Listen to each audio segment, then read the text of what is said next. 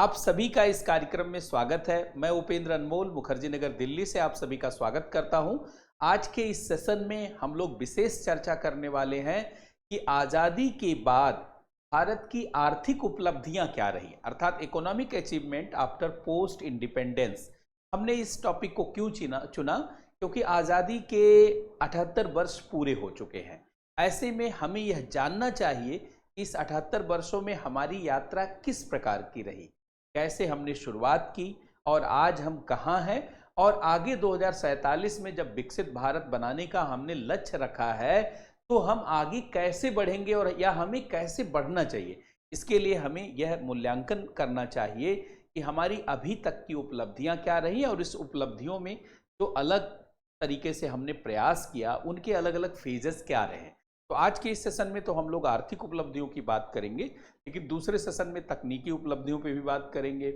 फिर किसी सेशन में, तीसरे सेशन में हम लोग बात करेंगे भारत की विदेशी नीति और अंतर्राष्ट्रीय संबंधों में किस तरीके से हम आगे बढ़े, और ऐसे अनेक अनेक जो है मुद्दों पर, ताकि आप इस विषय से पूरी तरीके से अवगत हो सके। विशेषकर जो लोग यूपीएससी की तैयारी करते हैं या स्टेट पीसीएस की तैयारी करते हैं या वैसे भी भारत की उपलब्धियों और भारत की प्रगति के बारे में जानकारी रखना चाहते हैं, उनके लिए मुझे लगता है ये वीडियो बहुत ही महत्वपूर्ण रहेगा।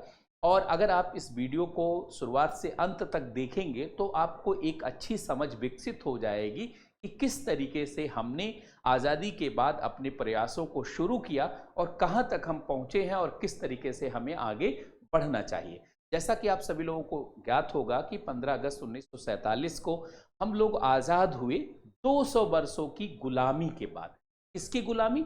यूरोपीय कंपनियों और यूरोपीय देशों की। हम उसमें नहीं जाना चाहेंगे कब किसने शासन किया, क्या किया, लेकिन 200 वर्षों के शासन में यूरोपीय देशों ने, विशेषकर ब्रिटेन का सबसे लंबे समय तक हमारे यहाँ उपनिवेश रहा और पूरा भारत, अधिकतर भारत उसी के नियंत्रण में रहा, तो उसने हमें निचोड़ लिया।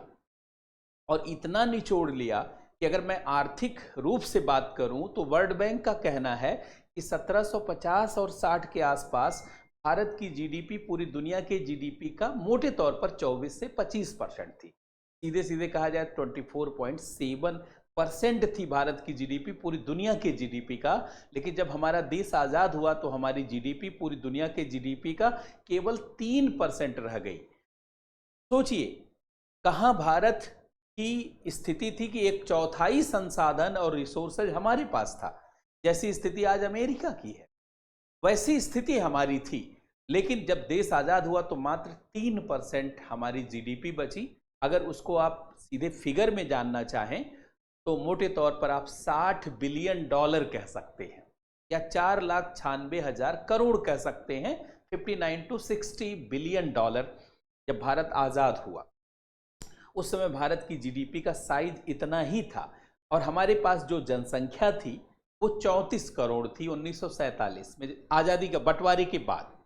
1951 में जब जनगणना हुई तो 36 करोड़ हमारी जनसंख्या हो गई। लेकिन मैं 1951 के हिसाब से बात करूंगा क्योंकि हमारी जनगणना आती है तो उसी में बहुत सारे आंकड़े आते हैं। तो 1951 में हमारी जनसंख्या थी 36 करोड़ और हमारी जीडीपी मोटे तौर पर उस समय भी वही $60 बिलियन के आसपास थी। हमारे पास साक्षरता, लिटरेसी, जिसको आप पढ़ाई लिखाई भी कह सकते हैं, वो हमारे पास जो साक्षरता थी वो 18% थी 1951 में।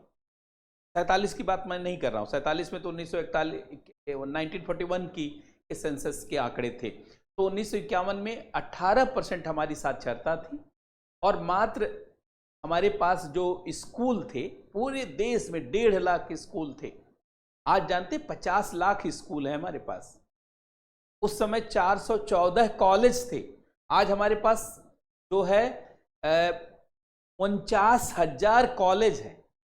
ऐसे बहुत सारा, हम बहुत सारे डाटा में नहीं जानना चाहते, मोटे तौर पर 2-3 बातें आप समझिए कि हमारी जनसंख्या 36 करोड़ थी, जीडीपी $60 बिलियन की थी, लिटरेसी हमारी 18% की थी और जीवन प्रत्याशा, जिसको हम कहते हैं जीवन की लंबाई, वो मात्र 34 वर्ष थी। अर्थात औसत जीवन हमारे देश में लोग जो जीते थे वो 34 वर्ष का था। अगर मैं 2023-24 के आंकड़े के आधार पर बात करूं तो हमारी जनसंख्या 144 करोड़ हो चुकी है 2023-24 में, अभी तो 145 हो चुकी। और हमारी जीडीपी जो है वो $4 ट्रिलियन, मतलब 3.97 ट्रिलियन डॉलर, मोटे तौर पर मैं $4 ट्रिलियन, जिसको 4000 बिलियन डॉलर कह सकते हैं। हमारी 2023-24 में हमारी ये जीडीपी है। जनसंख्या हमारी 144 करोड़ हो चुकी है। साक्षरता दर जो 2011 की जनगणना है उसके आधार पे 74%, और अभी 80% से ज्यादा 85% के आसपास है। और हमारी जो जीवन प्रत्याशा है वो 70 वर्ष हो चुकी है। 34 वर्ष थी तो 34 दूनी 68, अर्थात दोगुना से ज्यादा हमारी उम्र हो चुकी है जीवन प्रत्याशा। मोटे तौर पर देखा जाए तो सारे आंकड़े बढ़ते हुए दिखाई दे रहे हैं। हमारी जनसंख्या अगर मोटे तौर पर मैं बात करूं तो लगभग 5 गुना, 4.5 से 5 गुना जनसंख्या बढ़ी। और जीडीपी आजादी के बाद 78 वर्षों में लगभग 65 से 67 गुना हमारी जीडीपी बढ़ गई। मतलब जनसंख्या 5 गुना तो जीडीपी हमारा 65 गुना। ऐसे देख के बड़ा अच्छा लगता है। और हमारी साक्षरता दर भी देखिए 18% थी तो लगभग 80-85% है कि नहीं। और हमारा जो जीवन प्रत्याशा है वह भी दुगने से ज्यादा हो चुकी, 70 वर्ष के आसपास हो चुकी। तो ये सब देखने पे लग रहा है कि बदलाव तो हुआ है, और इस बात को तो आपको स्वीकार करना पड़ेगा कि बदलाव हुआ है। मोटे तौर पर आप कहिए कि सर बदलाव तो हुआ, लेकिन ओवरऑल आप डाटा बताइए कि पूरे वर्ल्ड में हम इस समय हमारी जीडीपी कितने %, तो उसमें बहुत बदलाव नहीं हुआ है। पूरे विश्व की जीडीपी 105 से 110 ट्रिलियन डॉलर की है, और हमारी जीडीपी 4 ट्रिलियन डॉलर की। तो आप देखेंगे वही 3.5 से 4% ही की जीडीपी हमारी है पूरी दुनिया के जीडीपी की, और जब देश आजाद हुआ तो 3% थी।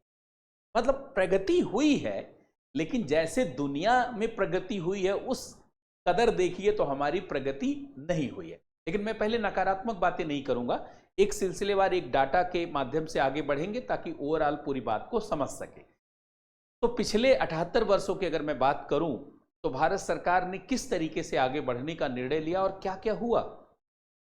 तो मोटे तौर पर आप सभी लोग जानते होंगे कि भारत में आर्थिक विकास की कहानी 1951 से शुरू हुई, 1951 से, जब भारत में पहली पंचवर्षीय योजना को लागू किया गया। तो पहली पंचवर्षीय योजना को 1951 में लागू किया गया, और सबसे पहले हेराल्ड डोमर मॉडल को चुना गया। पहली पंचवर्षीय योजना 1951 से 1956 के बीच चलाई गई, 5 वर्ष की योजना, और कृषि पर फोकस थी। इसका फोकस था कि कृषि में निवेश किया जाए और कृषि का विकास किया जाए, तभी देश को आगे बढ़ाया जा सकता है। शुरू में यह भी मुद्दा था कि भाई कृषि का विकास क्यों किया जाए।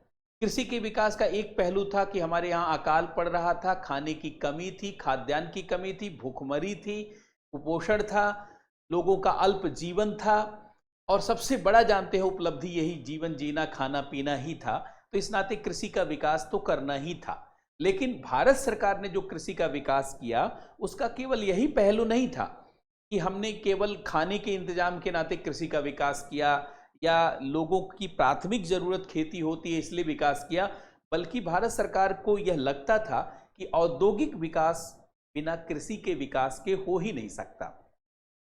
क्योंकि औद्योगिक विकास जो हमारे यहाँ पे होगा, जो हम सामान बनाएंगे, शुरुआती औद्योगिक विकास तो भारी उद्योग का था, वो एक अलग संदर्भ है, लेकिन मोटे तौर पर उद्योग का मतलब होता है सामान बनाना। सामान बनाने का मतलब जैसे आप मोबाइल है, फ्रिज है, टीवी है, पंखे हैं, कंप्यूटर है, कैमरे हैं, गाड़ी है, बाइक है, ये सब औद्योगिक उत्पादन है। इनको कोई कब खरीदेगा? जब उसके पास पैसा होगा। और पैसा कब होगा उसके पास? जब आय होगी। तो उस समय भारत की जनसंख्या लगभग, आप देखिए 1951 में भारत की जीडीपी का लगभग 52%, 52% जीडीपी कृषि पर आधारित थी। तो कृषि ही आय का मुख्य साधन था।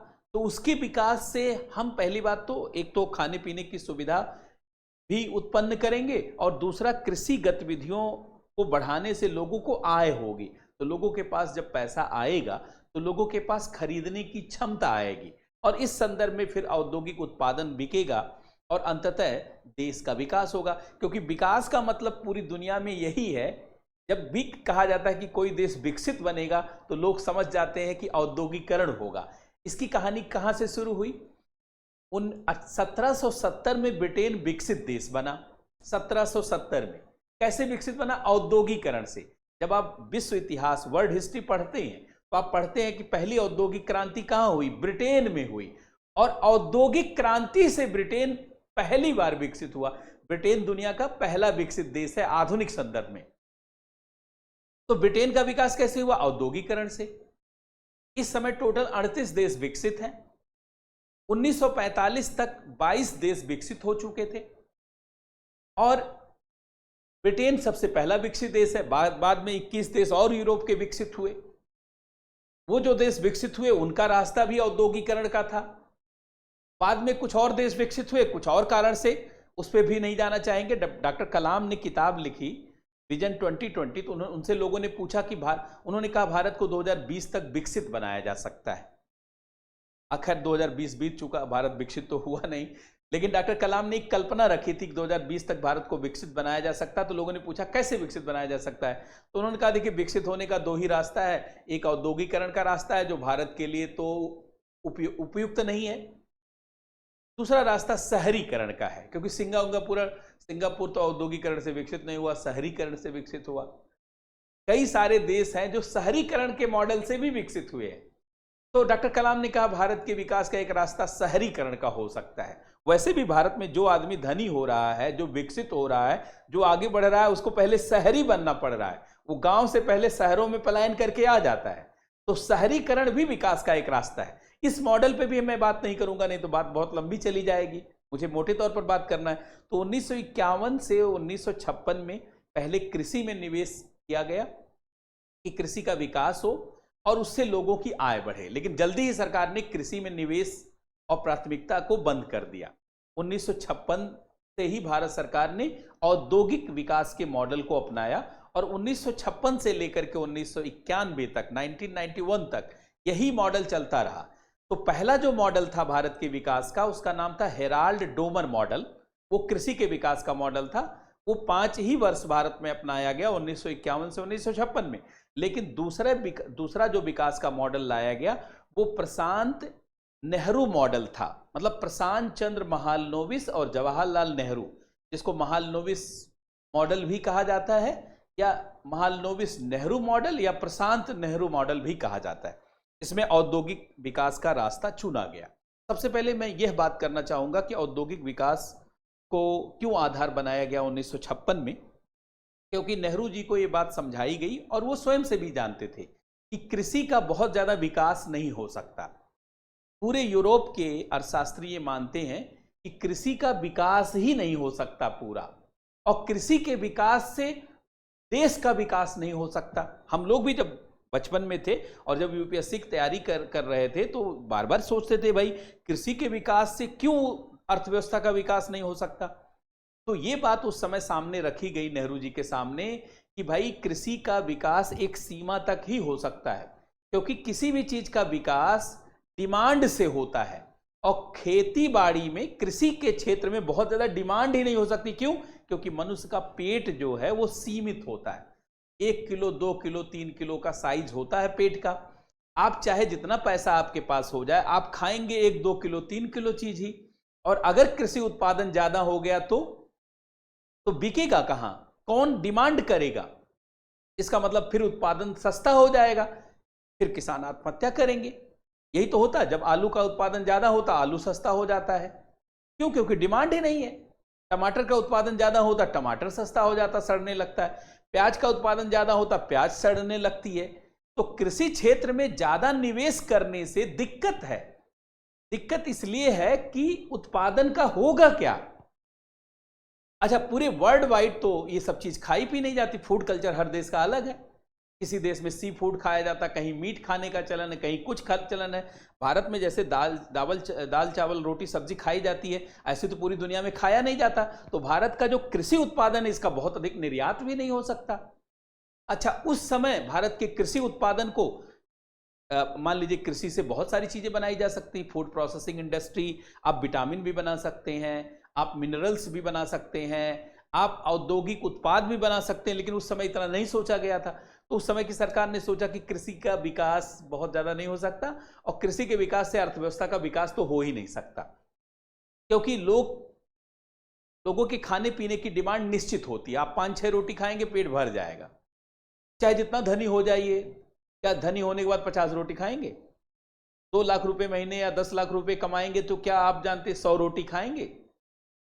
तो मतलब खेती बाड़ी की चीजों की आप ज्यादा डिमांड नहीं कर सकते। हाँ, लेकिन जब 2 लाख रुपए कमाएंगे, 10 लाख रुपए महीने कमाएंगे तो टीवी 5 खरीद सकते हैं, एसी सारे कमरे में लगवा सकते हैं, पंखा सारे कमरे में लगवा सकते हैं, गाड़ी 10-20 खरीद सकते हैं, बाइक 4-5 खरीद सकते हैं, मोबाइल कई रख सकते हैं।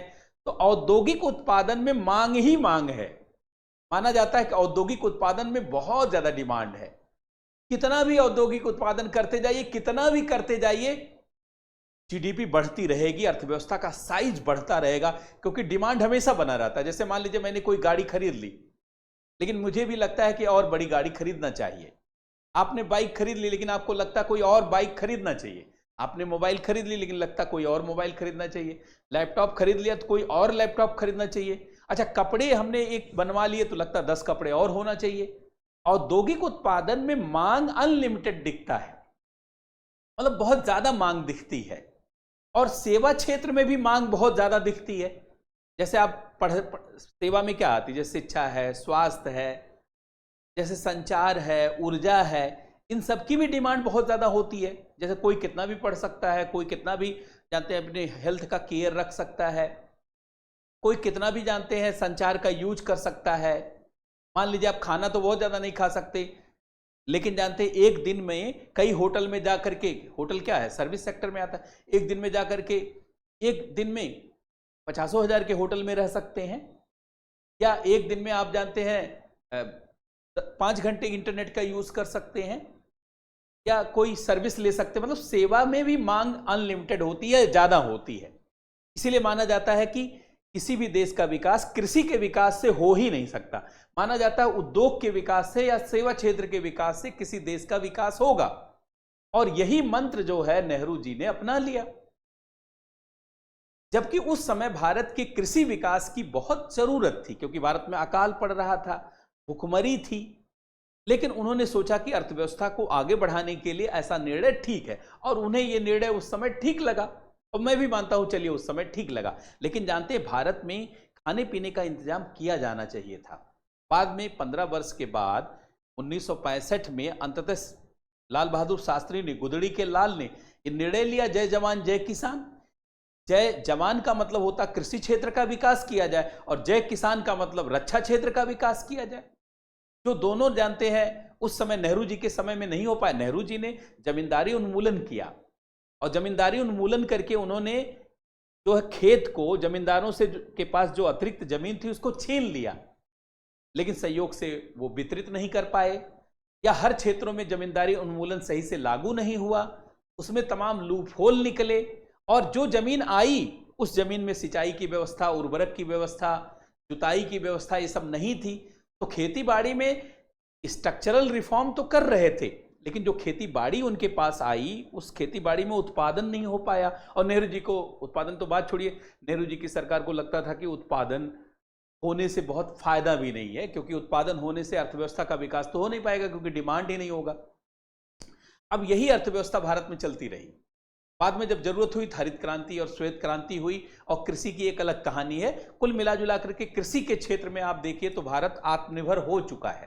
केवल कुछ एक ऐसी चीजें हैं जिसे हमें आयात करना पड़ता है, जैसे खाद्य तेलों का इस समय हम आयात कर रहे हैं, और इस वर्ष में थोड़ा दुखद है कि हम चीनी का भी आयात कर रहे हैं, और कुछ और भी चीजों का आयात कर रहे हैं। लेकिन मोटे तौर पर माना जाए तो भारत में कृषि क्षेत्र में हम आत्मनिर्भर है। मतलब जितना हमारे खाने पीने की आवश्यकता है उतना हमारी अर्थव्यवस्था उत्पादन कर रही है। अनाज के उत्पादन में, फल और सब्जियों के उत्पादन में पूरी दुनिया में दूसरा स्थान है। दूध के उत्पादन में हमारा पहला स्थान है। मसालों के उत्पादन में हमारा पहला स्थान है। समुद्री उत्पाद, मछलियों के उत्पादन में पूरी दुनिया में हमारा दूसरा स्थान है। ऐसे अनेक चीजों में देखा जाए तो बहुत बेहतर स्थिति है। हाँ, कृषि में और बेहतर किया जा सकता है, वो एक अलग मुद्दा है। लेकिन दूसरे नंबर पे हम बात करते हैं औद्योगिक उत्पादन। औद्योगिक उत्पादन जिसको भारत में बहुत ज्यादा वेटेज दिया गया 1956 से ही, दूसरी पंचवर्षीय योजना से, जहां से शुरू हुआ प्रशांत नेहरू मॉडल या महाल नेहरू मॉडल शुरू किया गया। उसमें हम अभी भी आत्मनिर्भर नहीं हो पाए हैं।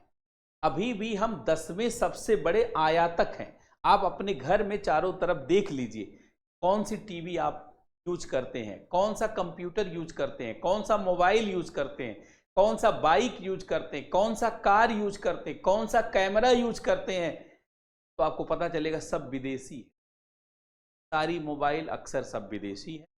एप्पल से लेकर के, सैमसंग से लेकर के, चाइनीज तमाम मोबाइल कंपनियां, उनको लेकर के कंप्यूटर, लैपटॉप, टैबलेट देखिए, सब आपको विदेशी। कैमरे देखिए, सब विदेशी कंपनियों के। कारें देखिए, बहुत कम कारें भारतीय हैं, विदेशी दिखेंगी। बाइक देखिए, वो भी विदेशी कंपनियों के हैं। मतलब औद्योगिक उत्पादन में हम अभी बहुत पीछे। भारत चौथा सबसे बड़ा कंज्यूमर मार्केट है। चौथा सबसे बड़ा मार्केट, कंज्यूमर मार्केट का मतलब कंज्यूम करने वाला मार्केट, लेकिन औद्योगिक उत्पादन में 5वें स्थान पर है और कंज्यूम करने में चौथे स्थान पर है। तो आप कहेंगे ये तो कम दूरी दिख रही है, चौथे स्थान पे कंज्यूम करते हैं, 5वें स्थान पर उत्पादन करते हैं, दूरी कम दिख रही है। लेकिन पूरी दुनिया में 8 अरब जनसंख्या है। 8 अरब मतलब 800 करोड़ जनसंख्या है। 145 करोड़ हम ही लोगों की जनसंख्या, दुनिया का हर 5वां 6वां आदमी भारतीय है। तो कंज्यूम करने के मामले में हमारे पास, जानते हैं, डिमांड बहुत ज्यादा है। तो हम सारे घरों में टीवी नहीं है, फ्रिज नहीं है, एसी नहीं है, बाइक नहीं है, कार नहीं है, कंप्यूटर नहीं है, मोबाइल नहीं है, टैबलेट नहीं है, और यहां पर उत्पादन मुसीबत बना हुआ है क्योंकि आयात कर रहे हैं हम लोग। आयात करने के नाते एक तो व्यापार घाटा बढ़ता है, दूसरा फिजिकल डिफिसिट भी बढ़ जाती, फिर अनेक प्रकार की चुनौतियां बढ़ती, कर्ज बढ़ता है। तो यहां पर देखा जाए तो हमारी स्थिति डामाडोल है। जबकि भारत में सबसे अधिक सरकार का फोकस औद्योगिक उत्पादन पर ही रहा, औद्योगिक नीति पर ही रहा और औद्योगिकरण पर ही रहा, लेकिन औद्योगिकरण के रास्ते में हम लोगों को बहुत सफलता नहीं मिली। तीसरा, हम सर्विस सेक्टर पे बात करते हैं, सेवा क्षेत्र पर बात करते हैं, तो सेवा के क्षेत्र में भी अनलिमिटेड डिमांड होती है। पहली बात तो कुछ ऐसी कुछ सेवाएं होती हैं जो सब तक होनी चाहिए, जैसे शिक्षा सब तक होना चाहिए, स्वास्थ्य सब तक होना चाहिए, संचार सब तक होना चाहिए, इंटरनेट सब तक होना चाहिए। इसी तरीके से जानते हैं बैंकिंग सब तक होना चाहिए, बीमा सब तक होना चाहिए, पेंशन सब तक होना चाहिए, रक्षा सुरक्षा सब तक होनी चाहिए। लेकिन आप जानते हैं इसमें किसी भी चीज को हम सब तक नहीं पहुंचा पाए हैं। शिक्षा सब तक, यद्यपि हम लोगों ने कानून बना दिया है और आर्टिकल 21A पार्ट जोड़ दिया है संविधान में कि सब तक शिक्षा, एजुकेशन फॉर ऑल, लेकिन हम सब तक शिक्षा नहीं पहुंचा पा रहे हैं। और स्कूल भी बना दिया तो टीचर ही नहीं, टीचर है तो क्वालिटी टीचिंग नहीं है, सिलेबस अच्छा नहीं है, क्या हो रहा सब आपके सामने है। स्वास्थ्य के क्षेत्र में हेल्थ फॉर ऑल, सब तक स्वास्थ्य, सबका वैक्सीनेशन, यद्यपि मिशन इंद्रधनुष जैसे कार्यक्रम चल रहे हैं, बहुत सारा पॉजिटिविटी भी हुआ है, 90% वैक्सीनेशन का लक्ष्य है। गर्भवती महिलाओं और बच्चों का, 2 वर्ष से कम उम्र के बच्चों का, लेकिन उसमें वैक्सीनेशन अभी हम लोग 70%, 75% तक नहीं कवर कर पाए हैं। और ओवरऑल स्वास्थ्य में क्या स्थिति हमारी आप देख रहे हैं। यद्यपि जब देश आजाद हुआ तो उस समय 30 मेडिकल कॉलेज हमारे पास थे, आज देखा जाए तो 700-800 मेडिकल कॉलेज हमारे पास हैं। डॉक्टर की संख्या भी देखेंगे 2 लाख से ज्यादा है। बहुत सारी चीजें ज्यादा दिख रही हैं लेकिन पर्याप्त नहीं, और जो है में भी क्वालिटी उस लेवल की नहीं है, इफिशियंसी उस लेवल की नहीं है, इफेक्टिविटी उस लेवल की नहीं, स्किल उस लेवल की नहीं है। इसी तरीके से संचार के क्षेत्र में सब तक इंटरनेट हम नहीं पहुंचा पा रहे। अभी स्मार्टफोन देखा जाए तो माना जाता है कि स्मार्टफोन अभी हमारे देश में 70 से 75 करोड़ लोगों तक ही पहुंच पाया है और इंटरनेट लगभग 85 करोड़ लोगों तक। आप कहेंगे स्मार्टफोन के बिना भी इंटरनेट चलता है, हाँ चलता है, इसके लिए मल्टीमीडिया फोन से भी चल जाता है, लेकिन कुल मिला जुला करके 85 करोड़ लोगों तक इंटरनेट है। और मोबाइल और टेलीफोन मिला करके 122 से 125 करोड़ लोगों तक संचार की पहुंच है, यहां भी पर्याप्तता नहीं है। बैंकों की भी सब तक पहुंच नहीं हो पाई, काफी लोगों तक एकदम बैंकों की पहुंच हुई है, और बीमा तक सबकी पहुंच तो बहुत मुश्किल काम है। पेंशन तो सरकार देना ही नहीं चाह रही, तो पेंशन तक सबकी पहुंच के तो सरकार के लिए सबसे बड़ा, जानते हैं, देखा जाए तो ड्रॉबैक रहा है भारत की सरकार के लिए कि जब हमारे देश की सरकार और जब हमारे देश की अर्थव्यवस्था कमजोर थी, तब हम सबको पेंशन देते थे।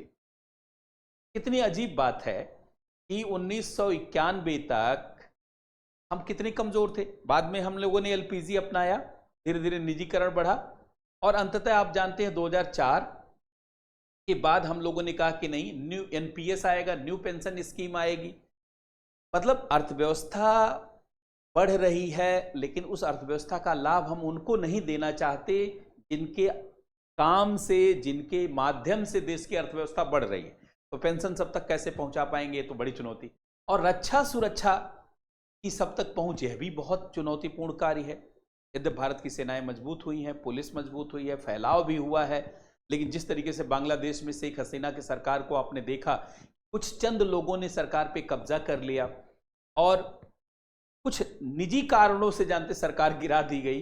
बांग्लादेश जितनी आर्थिक उन्नति कर रहा था, आपको जान करके आश्चर्य होगा कि बांग्लादेश की इकोनॉमी बढ़ रही थी। हम ऐसा नहीं कर रहे हैं कि बांग्लादेश भारत से आगे चला गया था, ध्रुव राठी जैसे बात हम नहीं कर रहे हैं, लेकिन जानते हैं बांग्लादेश की आर्थिक उन्नति हो रही थी, इससे कोई नकार नहीं सकता।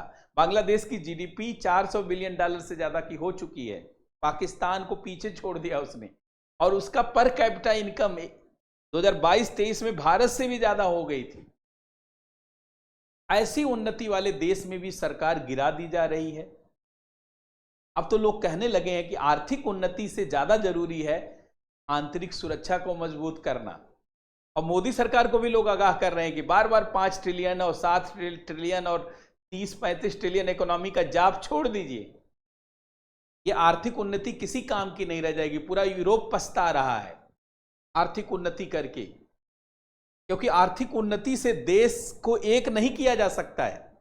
आर्थिक उन्नति से सबको संतुष्ट नहीं किया जा सकता, क्योंकि जब भी आर्थिक उन्नति करते हैं तो डिस्पैरिटी, विषमता आ जाती है। तो किसी की उन्नति ज्यादा हो जाती, किसी की कम होने लगती है, और ऐसे में जानते असंतोष उत्पन्न होता है।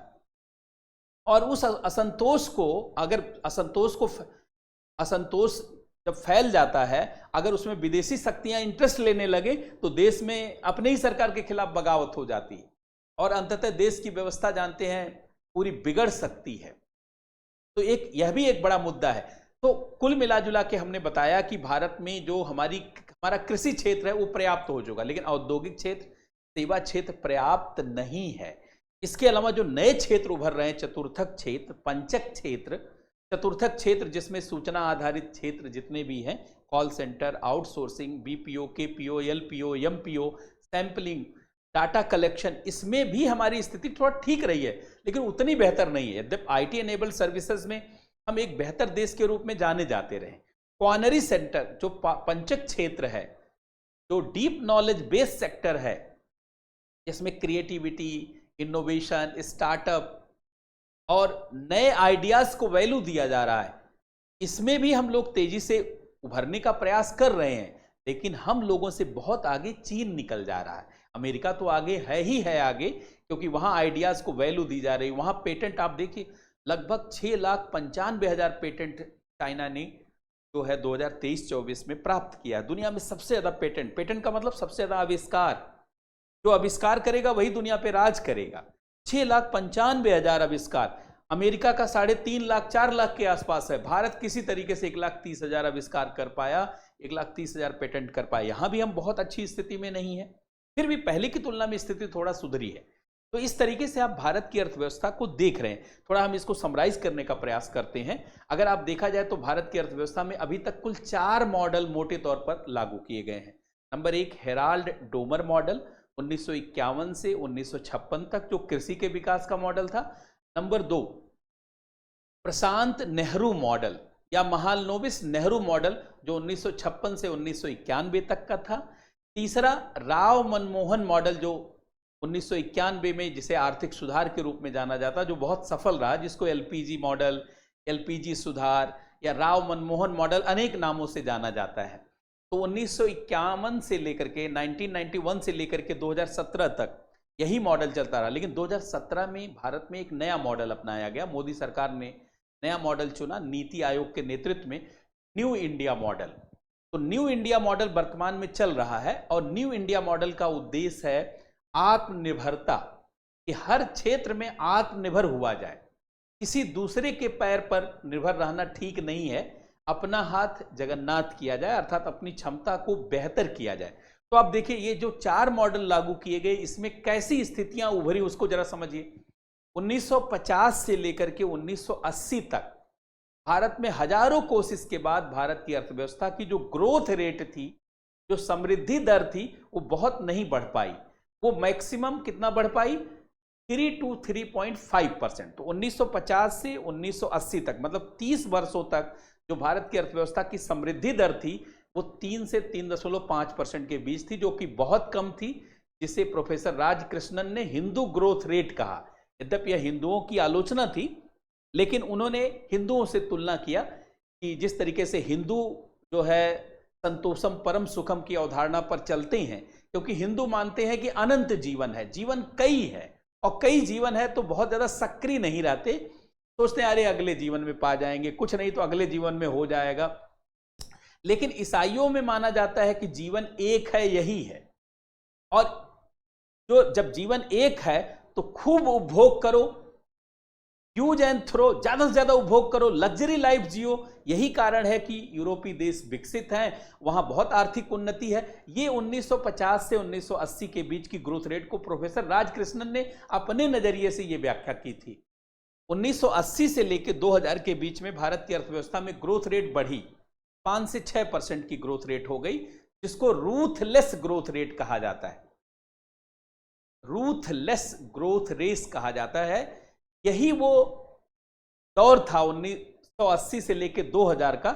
इसी बीच में भारत में विषमता बहुत ज्यादा बढ़ गई, गरीब अमीर के बीच खाई बहुत बढ़ गई। बहुत लोग सोचते हैं कि निजीकरण भारत में 1991 में शुरू हुआ, नहीं, 1991 में तो भारत की अर्थव्यवस्था को पूरी तरीके से खोल दिया गया निजी क्षेत्र के लिए, विदेशी क्षेत्र। लेकिन भारत में निजी क्षेत्र को 1980 से ही बढ़ावा दिया जाने लगा, क्योंकि 1980 में भारत सरकार को लगने लगा कि सरकारी क्षेत्र के बस की बात नहीं है सबको रोजगार देना और सबकी जरूरतों को पूरा करना। ऐसे में निजी क्षेत्र की शुरुआत की जाए, और सबसे पहले मानेसर गुड़गांव में मारुति सुजुकी कंपनी को अनुमति दिया गया प्लांट लगाने के लिए। उस समय संजय गांधी थे। मानेसर गुड़गांव में पहला एफडीआई आया 1980 में, और वहीं से निजीकरण की शुरुआत हुई है 1980 से। इसलिए 1980 से लेकर 2000 के बीच में भारत में लगभग 20 वर्षों में जो ग्रोथ रेट रही वो 5 से 6%, इसको रूथलेस ग्रोथ रेट कहा जाता है। ये समृद्धि दर तो ठीक थी, लेकिन इसका लाभ सबको नहीं मिला। इसी से एक ही देश में 2 देश बन गए, शाइनिंग इंडिया और सफरिंग इंडिया। अब 2000 के बाद 2000 से लेकर के, मतलब 2000 से लेकर के 2024 तक की मैं बात करूं, तो इस बीच में भारत की अर्थव्यवस्था की ग्रोथ रेट बढ़ गई, 6 से 7% ग्रोथ रेट हो गई है। लेकिन इसको जॉबलेस ग्रोथ रेट कहा जाता है। अर्थात इस 24 वर्षों में जो अर्थव्यवस्था बढ़ी है, इस अर्थव्यवस्था से भारत की समृद्धि बढ़ी, भारत की जीडीपी बढ़ी, लेकिन रोजगार नहीं बढ़ पाया। इसका मतलब है इस दौर में भारत में एसेट बढ़ा है, मुनाफा भी बढ़ा है, लेकिन मुनाफे के अनुसार जानते हैं रोजगार नहीं बढ़ पाए। उसका सबसे बड़ा रीजन है, मुनाफे के अनुसार रोजगार नहीं बढ़ पाने का सबसे बड़ा जो रीजन है वो मांग की कमी रही है। अब भारत में मांग उतना नहीं, अब डिमांड नहीं उतना, क्योंकि जब आय होगी तभी डिमांड करेंगे। तो भारत की कंपनियों को लगता है, जैसे अभी आप देखिए 2023-24 की अर्थव्यवस्था की ग्रोथ रेट आपने देखा कितनी ज्यादा रही, दुनिया में सबसे ज्यादा।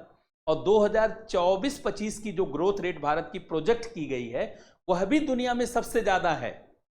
मतलब जो मेजर इकोनॉमी है, 40 बड़े देश हैं, 40 बड़ी अर्थव्यवस्था वाले देश हैं, उसमें भारत की जीडीपी सबसे ज्यादा ग्रोथ करने वाली जीडीपी है। लेकिन इसके बाद भी जॉबलेस ग्रोथ है, रोजगार विहीन समृद्धि है। क्यों? इसका मतलब है कि हमारी जीडीपी बढ़ रही है, हमारे यहां समृद्धि बढ़ रही है, मुनाफा भी बढ़ रहा है औद्योगिक उद्योगपतियों का, लेकिन वो निवेश नहीं कर रहे हैं। आप कहेंगे निवेश क्यों नहीं कर रहे हैं? क्योंकि डिमांड ही नहीं है। उनको लगता है कि हम निवेश तब करें जब मार्केट में सामान बिके। लेकिन कोरोना के बाद तो जानते लोगों के पास पैसा ही नहीं, लोगों के पास आय ही नहीं। वास्तव में डीमोनेटाइजेशन जब से नोटबंदी हुई तब से कई ऐसे क्षेत्र जहां कैश का चलन था वहां पर आर्थिक गतिविधियां बहुत कम हो गई। अब जब चीजों को ऑनलाइन किया गया, डिजिटलाइज किया गया, तो इससे सबको लाभ नहीं हुआ। तो ऐसी स्थिति में लोगों के पास जो मिडिल क्लास है, मिडिल लोअर क्लास है और मिडिल अपर क्लास भी, उसके पास उतनी इनकम नहीं हो पाई है कि वो बहुत ज्यादा डिमांड करे। तो ऐसे में मुनाफा उद्योगपतियों को हो रहा है, बड़ी बड़ी कंपनियों को हो रहा है। इस समय आप देखिए हर तरफ मुनाफा मुनाफा दिखेगा। शेयर बाजार कितना ऊंचाई पे जा रहा है भैया, कितना ज्यादा शेयर बाजार चला गया, आप खुद देखिए। आप सोचेंगे सारा इतना सब जा रहा है तो भारत में रोजगार क्यों नहीं पैदा हो रहा? उसका सिंपल सा रीजन है, समृद्धि बढ़ रही है लेकिन मार्केट में मांग ही नहीं है।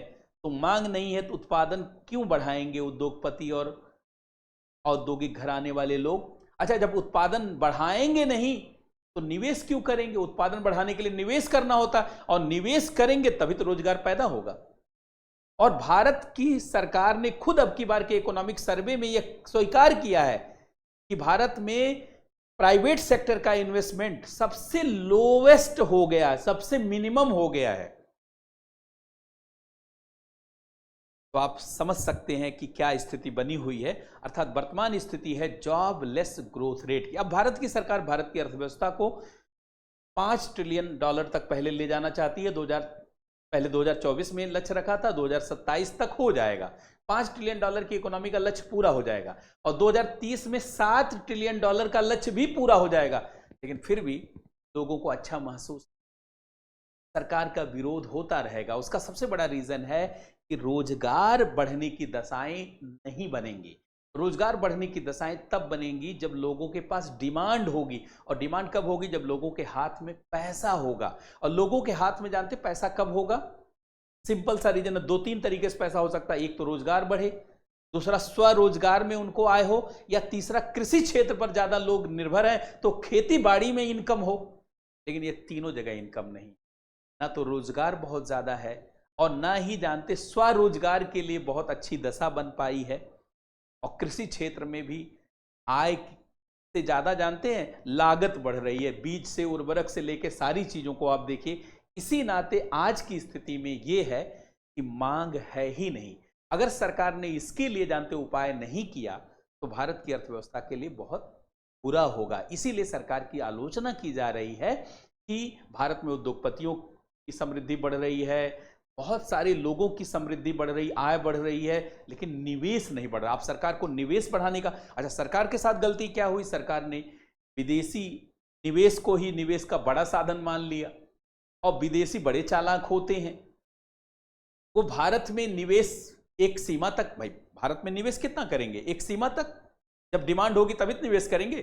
प्राइवेट कंपनी तो जैसे कोचिंग कब पढ़ाई जाएगी? जब लोग एडमिशन लेंगे। जब लोग एडमिशन ही नहीं लेंगे तो क्यों जानते ब्रांच खोली जाएगी, क्यों कोचिंग खोली जाएगी? उसी तरीके से जब डिमांड ही नहीं है तो विदेशी कंपनियां तो निवेश नहीं करेंगी।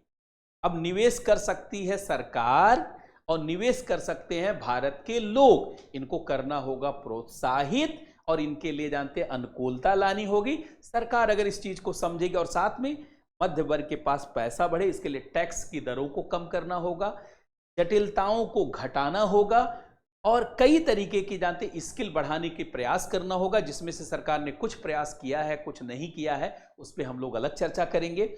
आपने देखा कि जब देश आजाद हुआ 15 अगस्त 1947 को, तो 15 अगस्त 1947 से लेकर 31 मार्च 1948 तक भारत का कुल बजट 197 करोड़ का था। और इस बार का 2024 का बजट आपने देखा जो पेश हुआ 22 जुलाई को, वो आपने देखा कि 48,21,000 करोड़ का बजट था। बजट तो बढ़कर के इतना ज्यादा हो गया, लेकिन अभी भी समस्याओं को सॉल्व करने के लिए प्रयास किया जाना बाकी है। और बहुत सारे जो है भारत के संविधान के संदर्भ में, संविधान के उद्देश्यों आदर्शों के संदर्भ में और नागरिकों की जरूरतों के संदर्भ में उपलब्धियों को पूरा करना अभी भी बाकी है। किसी भी देश की अर्थव्यवस्था को सफल 3 शर्तों पे माना जाता है।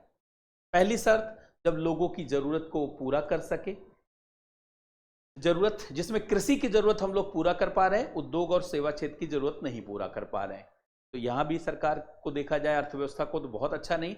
दूसरा, जब देश में गरीबी खत्म हो जाए, तो जब देश आजाद हुआ 1947 में तो 25 करोड़ लोग गरीब थे, 36 करोड़ मतलब 34 करोड़ हमारी आबादी थी, 1951 में 36 करोड़ थी, तो 80% लोग गरीब थे जब देश आजाद हुआ। वर्ल्ड बैंक का आंकड़ा देखा जाए तो अभी भी 12.8% लोग गरीब हैं, मतलब लगभग 16-17 करोड़ लोग अभी भी हमारे देश में गरीब हैं। तो गरीबी भी नहीं खत्म हुई। तीसरा, बेरोजगारी समाप्त हो, और बेरोजगारी भी समाप्त नहीं हुई।